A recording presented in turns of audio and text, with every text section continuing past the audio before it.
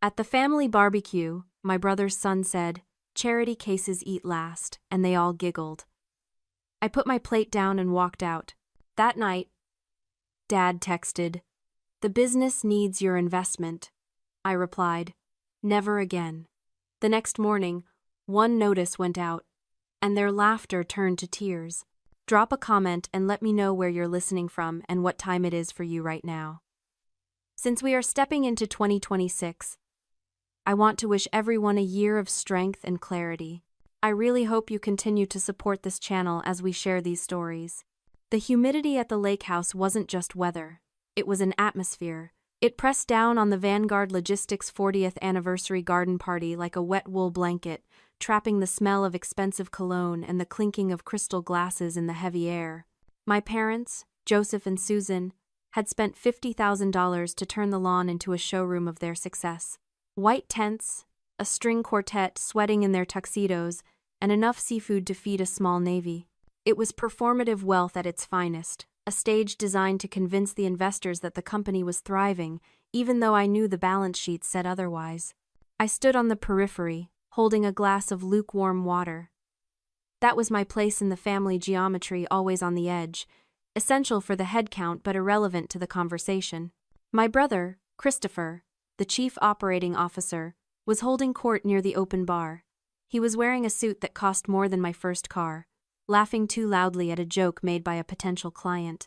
His wife, Morgan, stood beside him, her smile fixed and bright, scanning the crowd for anyone more important to talk to.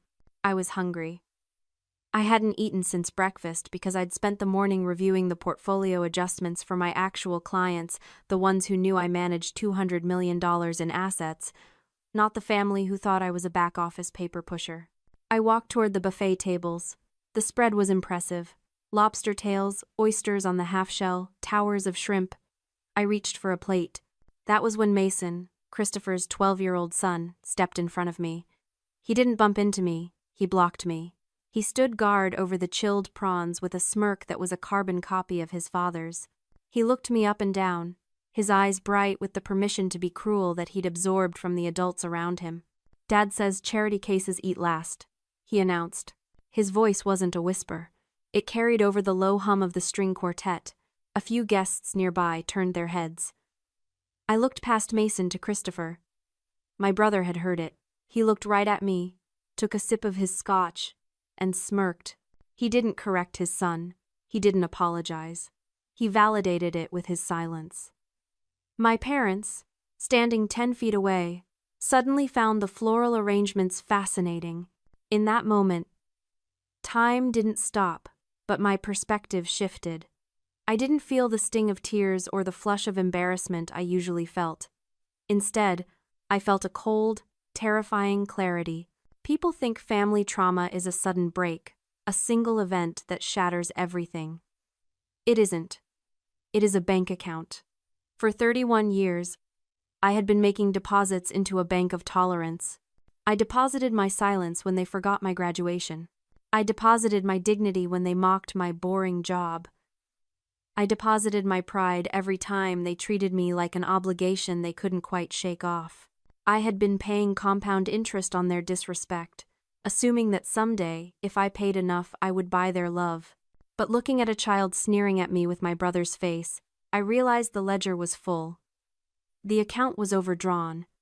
There was no more credit to extend. I wasn't sad. I was simply done doing business with them. "Understood," I said softly. I set the empty plate back on the stack with a deliberate click. I didn't look at Christopher. I didn't look at my parents. I turned and walked toward the side gate. "Alyssa, don't be dramatic," Morgan called out, her voice shrill. "He's just a kid."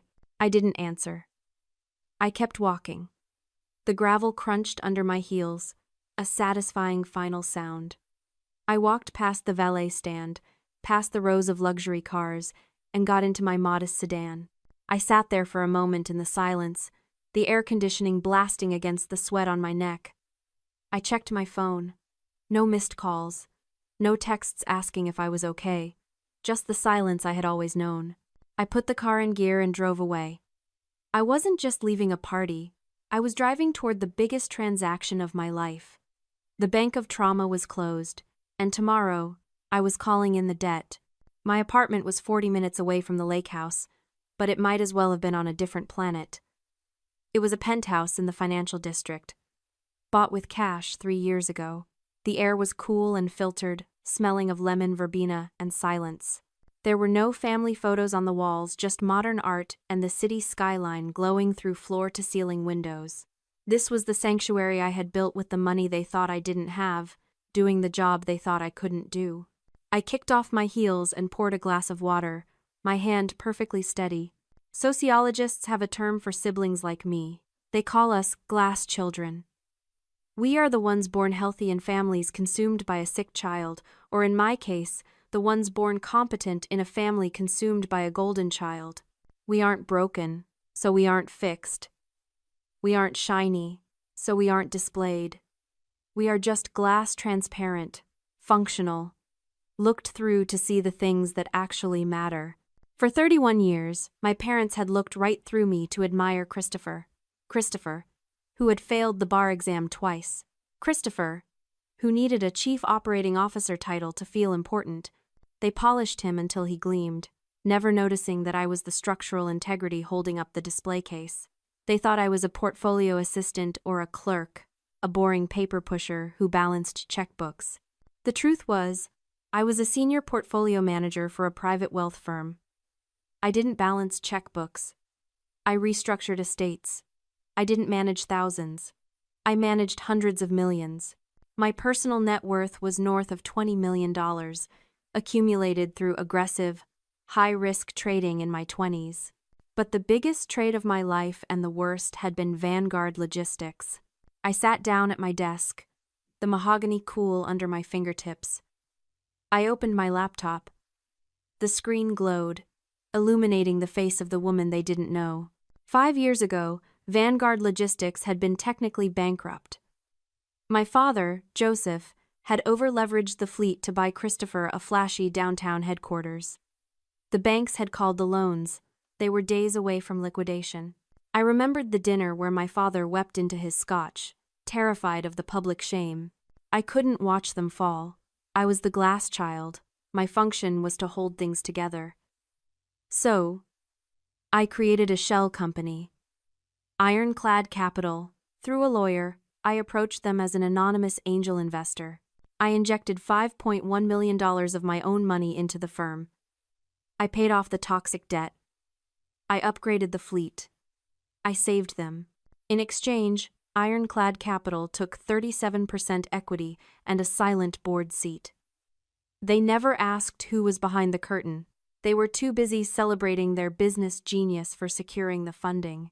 They took the money, patted themselves on the back, and went right back to treating me like furniture. I looked at the digital clock. 9:30 p.m. My phone buzzed. It was a text from Joseph. Alyssa, we need to talk tomorrow. The fleet expansion is over budget. We might need a small personal loan to bridge the gap until next quarter. Family helps family. I stared at the screen. A bridge loan. On top of the $5 million they didn't know I'd already given. They didn't want a daughter. They wanted a liquidity provider. I didn't reply. I opened my secure email client and composed a new message to David, my attorney and the face of Ironclad Capital. Subject: Vanguard Logistics. Liquidity event. David. Effective immediately. Ironclad Capital is exercising its option under Section 4, Paragraph B of the shareholder agreement.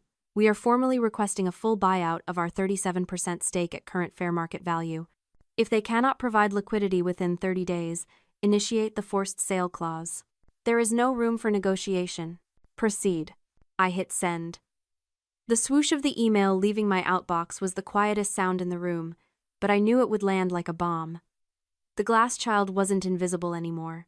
I had just become the most visible problem in their lives. The next morning, the notice from Ironclad Capital hit my father's inbox at exactly 9 a.m. David didn't waste time. The letter was a masterclass in corporate brevity. It stated simply that the minority shareholder was exercising their liquidity rights. Vanguard Logistics had 30 days to produce $13.7 million in cash to buy out the stake, or the entire company would be put up for sale to the highest bidder. I was at my office, reviewing a merger for a tech client, when my phone started buzzing. I didn't answer. I let it vibrate against the mahogany desk, a rhythmic reminder that the chaos had begun. At noon, I called David. "It's pandemonium," David said, his voice calm and professional. "Your father called me 5 times in the last hour. He's claiming this is a hostile act. He's demanding to know who the investor is." I told him the investor prefers to remain silent, as per the original agreement. I also reminded him that the contract he signed 5 years ago, the one he didn't read closely because he was too busy celebrating the cash influx, is ironclad. I swiveled my chair to look out at the city. Do they have the money? Not even close. Their liquidity is tied up in Christopher's vanity projects. They tried to call their line of credit at the bank an hour ago. The bank froze them. Apparently, the rumor of a forced sale makes lenders nervous. I hung up. The trap was set. They were cornered. And like any trapped animal, they lashed out at the nearest available target. At 2 p.m., my father called me. I answered this time. "Alyssa," he said, his voice tight, vibrating with a stress he was trying desperately to hide. "We have a situation at the company. A minor administrative issue with an investor. A minor administrative issue." He was about to lose everything, and he was still spinning the narrative. "I'm busy, Dad. What do you need?" "We need a bridge loan," he said. "Just short term. The investor is being difficult, and we need to show some liquidity to the bank to get them to back off. We need $500,000. Today, the audacity was breathtaking. He was asking me for money to fight me. He wanted to use my own capital to stop me from collecting my own equity. "I can't do that, Dad," I said, my voice flat. "What do you mean you can't? You have that job in the city. You have savings. We're talking about the family legacy here, Alyssa. Christopher is beside himself. If we don't fix this, his children's future is at risk." There it was. Christopher's children. Mason, the boy who guarded the shrimp cocktail. The legacy of disrespect. "I don't have $500,000 to lend you," I lied. "And even if I did, I wouldn't lend it to a sinking ship." "Sinking ship?" His voice rose, the mask slipping. "How dare you? We built this. We gave you everything. You're being incredibly selfish, Alyssa. Family sticks together during a crisis. We don't abandon each other." "You abandoned me a long time ago, Dad," I said. "You just didn't notice because I was still useful." I hung up. 10 minutes later, a notification popped up on my social media feed. It was Morgan, my sister-in-law, a photo of her and Christopher looking stressed but brave, with a caption that read, "Hard times reveal true loyalty. Sad when people you thought you could count on forget where they came from. Family first fake people." I didn't feel angry. I didn't feel the urge to comment or defend myself. I just felt a cold sense of validation. They weren't reflecting on their mistakes. They were doubling down on their entitlement. They truly believed that my role on this earth was to subsidize their arrogance. They had no idea that the fake person they were insulting was the only person who could save them, and she had just decided to let them drown.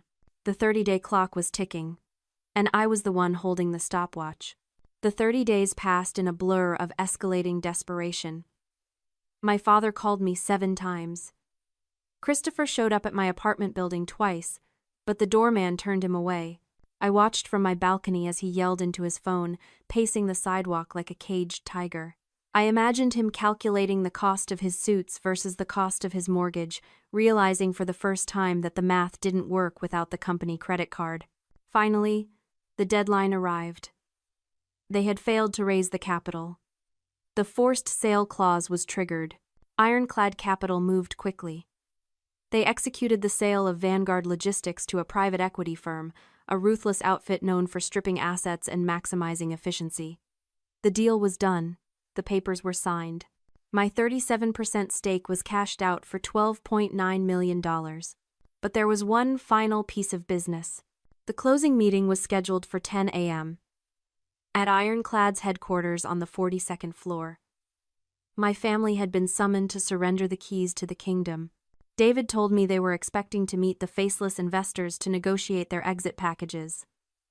They thought they were walking into a standard corporate handover. They were wrong. I arrived at 9:50. I was wearing a tailored black suit, my hair pulled back in a severe bun. I looked every inch the shark I had become. The receptionist, who knew exactly who I was, nodded and buzzed me through. I walked into the boardroom. My family was already there, huddled at the far end of the long mahogany table. Joseph looked gray, his shoulders slumped. Christopher was red-faced, arguing in a hushed whisper with Morgan. Susan was staring out the window, looking lost. When the door clicked shut behind me, they all looked up. "Alyssa?"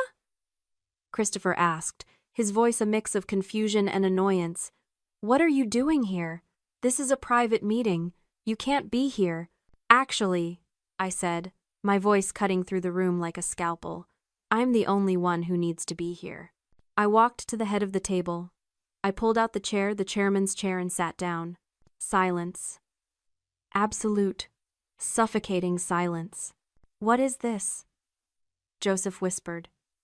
He looked from me to David, who was standing by the window with a file in his hands.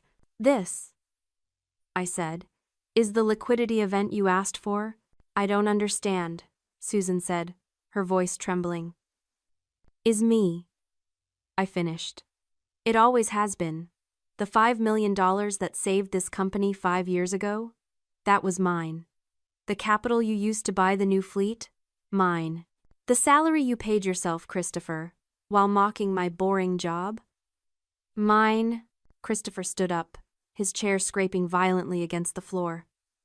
"You're lying. You're a portfolio manager. You don't have that kind of money." "Sit down, Christopher," I said. I didn't raise my voice. I didn't have to. The authority in my tone was absolute.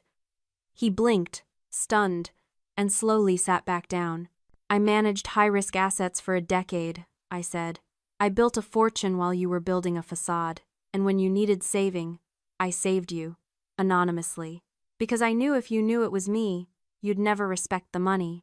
You'd treat it like an allowance." I opened the file in front of me. "But you didn't respect it anyway. You treated my capital like a personal piggy bank. And when you insulted me to my face, in front of your son, you breached the only contract that mattered." "We're family," Joseph pleaded, his eyes wet. "Alyssa, please. We can fix this. We can." "This isn't personal, Joseph," I said, echoing the words he had used 1,000 times to dismiss my feelings. "It's just business. And business is concluded. The company has been sold. The wire transfer hit my account this morning." "Sold?" Morgan gasped. "But what about Christopher's job? What about our shares?" "Your shares are being bought out at a discount due to the debt load," I said coldly. "And as for your jobs, the new owners will be conducting a full restructuring. I imagine the position of chief operating officer who does nothing will be the first to go." I stood up. I looked at them, really looked at them. The golden child, the narcissist, the enabler. They looked small. They looked terrified.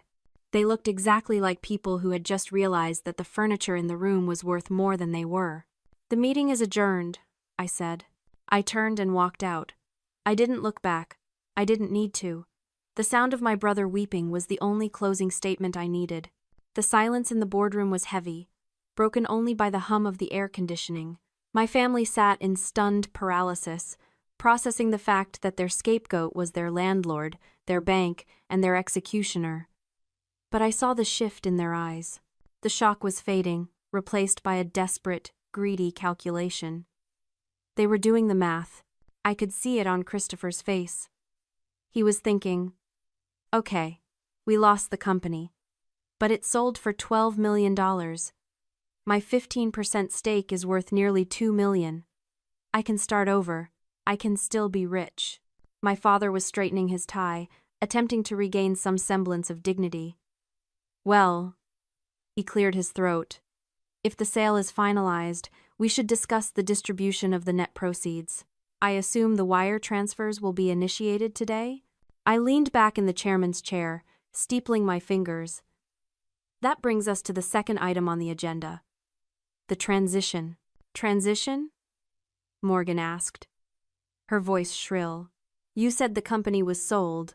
We just want our checks. The new owners, the private equity firm, have strict requirements for acquisition, I explained calmly. They require a clean balance sheet, no toxic assets, no unexplained liabilities, and to ensure this, they have appointed an external transition controller to audit the books before any final payouts are released. Who is the controller? Joseph asked, narrowing his eyes.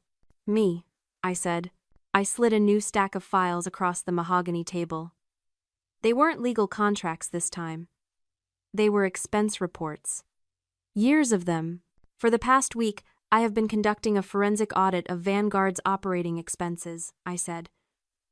And I found some fascinating discrepancies. I opened the first folder. Christopher, let's start with you. Last year, you charged $75,000 to the company card for client development in Cabo San Lucas. Christopher paled. That was a retreat. For strategy. There were no clients in Cabo, Christopher, I said, my voice devoid of emotion. There was just you, Morgan, and a 5-star resort. That is classified as embezzlement.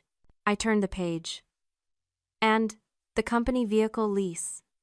A luxury SUV for Morgan? She doesn't work for Vanguard. That's another $1,200 a month in misappropriated funds.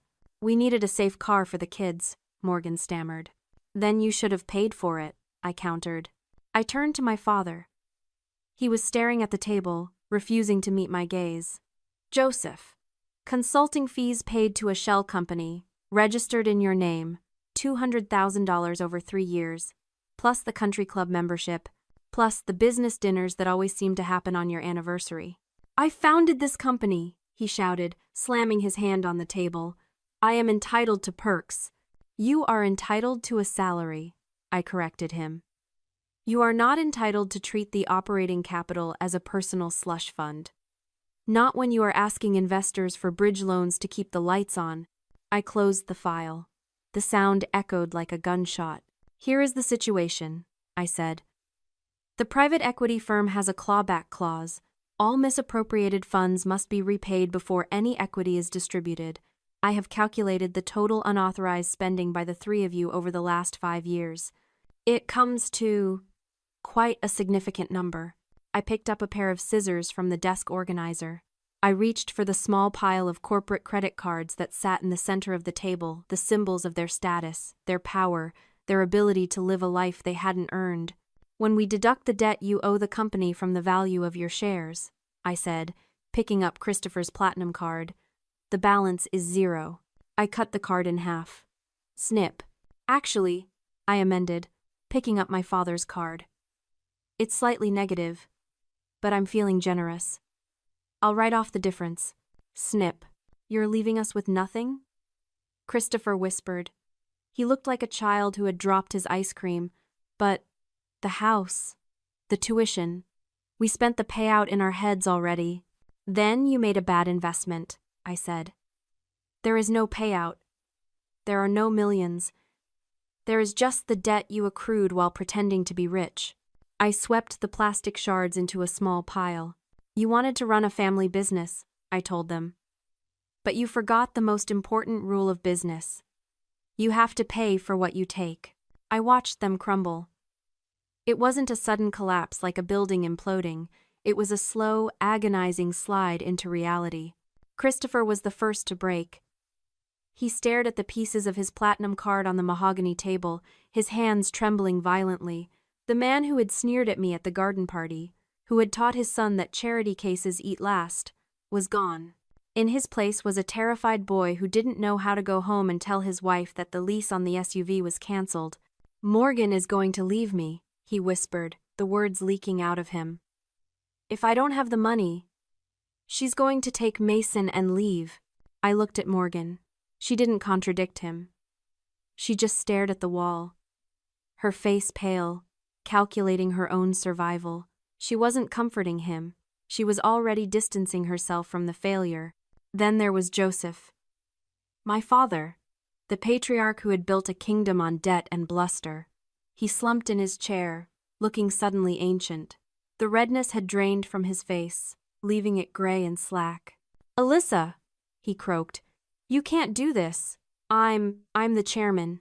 "You were the chairman," I corrected. "Now, you're a liability." There is a concept in psychology called a narcissistic injury. It occurs when a person with an inflated sense of self-importance confronts a reality that contradicts their delusion. It isn't just disappointment. It is a complete psychological disintegration. For 30 years, my family had built their identities on a simple foundation. They were the kings, and I was the servant. They were the success. I was the disappointment. By revealing that I was the architect of their survival, I hadn't just taken their money, I had destroyed their reality. They couldn't process it. Their brains were short-circuiting because the hierarchy they worshipped had just inverted. They weren't crying because they had hurt me. They were crying because they realized I was the only one who had ever held any real power, and they had spent decades spitting on me. "Please," Joseph whispered. He reached out a shaking hand, trying to touch my arm. "Just give us the transition period. Just 6 months. Let us keep the cards. Let us figure something out. We'll pay you back." I swear, it was pathetic. The man who had threatened to cut off my tuition, who had ignored me at parties, who had treated me like a ghost, was now begging me for a credit line. I looked at his hand. I didn't pull away. I just didn't react. I felt nothing. All that was left was a profound, clinical pity. They were so small, without their props, without the company cars and the country club memberships and the titles. They were empty shells. "I can't give you the transition period, Dad," I said quietly. "Because you just spend it trying to look like you were winning. You don't know how to do anything else." I stood up. I gathered my files, the evidence of their greed and my competence. "Where are you going?" Christopher asked, panic rising in his voice. "Alyssa, wait. What do we do?" "You figure it out," I said. I walked to the door. Behind me, I heard my father sob, a harsh, jagged sound. "Alyssa!" he yelled. "I'm your father!" I paused with my hand on the handle. I didn't turn around. "I know," I said, "and that's why I'm firing you." I opened the door and walked out into the cool, quiet hallway. I left them in the boardroom with the cut-up plastic and the ruins of their ego. The air out here was cleaner. It tasted like freedom. The deal closed 3 days later. The wire transfer hit my account at 9 a.m. Sharp. $12,900,000. It was a staggering number, enough to buy a fleet of yachts or a private island, but I didn't buy any of that. I bought a house. It was a small, mid-century modern place tucked away in the mountains, 2 hours north of the city, and a lifetime away from the humidity of the lake. It had no guest room for ungrateful relatives. It had no banquet hall for performative parties. It just had a wide porch where I could drink my coffee in silence, listening to the wind in the trees instead of the whispers of people who looked down on me. A month after the sale, a letter arrived. It was handwritten. On cheap stationery, Vanguard letterhead was a thing of the past. It was from Joseph. "Alyssa," it read. "I see now that you were the one holding us up. I'm sorry I only realized your value when I had to pay for it." I read it once. I didn't feel a surge of vindication or a pang of guilt. I just felt done. I folded the letter and placed it in a drawer with the old tax returns and expired warranties. I didn't reply. I didn't need to. The transaction was complete. That evening, I made a simple dinner: grilled salmon and asparagus.